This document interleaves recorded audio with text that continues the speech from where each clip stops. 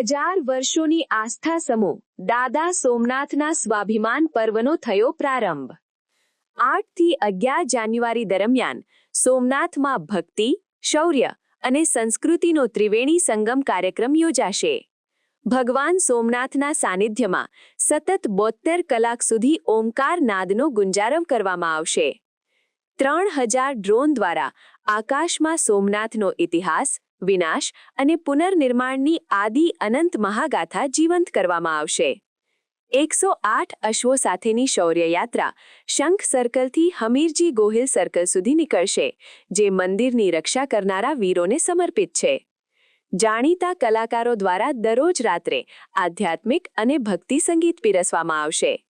સોમનાથના 1000 વર્ષના સંઘર્ષ અને વિજયની ગાથા દર્શાવતા ખાસ પ્રદર્શનો યોજાશે। વડાપ્રધાન ભગવાન સોમનાથના દર્શન પૂજા કરશે અને સરદાર પટેલની પ્રતિમાને પુષ્પાંજલિ અર્પણ કરશે। ત્યારબાદ તેઓ એક વિશાળ જનસભાને સંબોધિત કરશે।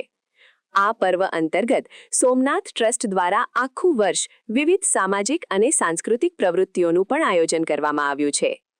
ઈસવીસન 1026માં મહમૂદ ગઝનવી દ્વારા સોમનાથ મંદિર પર થયેલા પ્રથમ આક્રમણને 2026માં 1000 વર્ષ પૂર્ણ થઈ રહ્યા છે।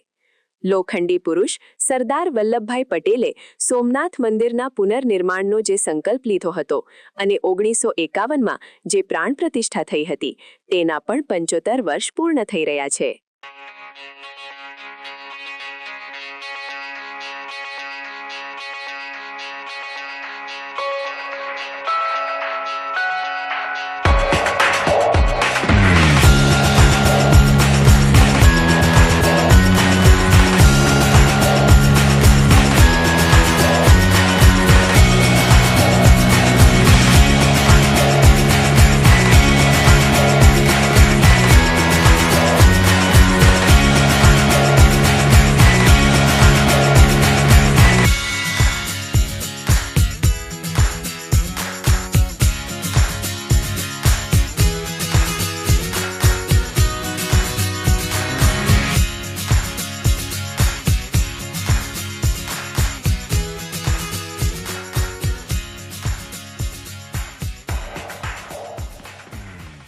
સમાચારની અવનવી અપડેટ જોતા રહો નિખરતા ગુજરાત ન્યૂઝ સાથે। નિખરતા ગુજરાત ન્યૂઝને લાઇક, શેર, સબસ્ક્રાઇબ કરો અને બેલ આઇકન દબાવીને સમાચારની ઝડપી માહિતી મેળવો।